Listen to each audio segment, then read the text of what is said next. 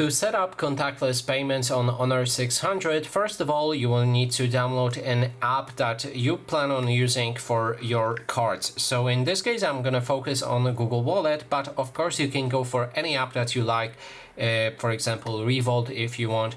Just find the app, then download this app and add a card.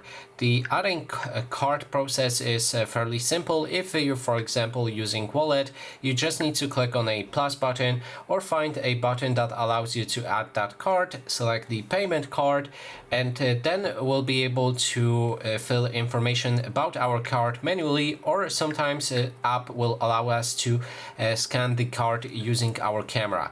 When you have your card added, we'll need to set up NFC on our phone. So let's go into the settings and then more connections. Click on NFC on the top and then make sure that NFC is enabled whenever you want to pay.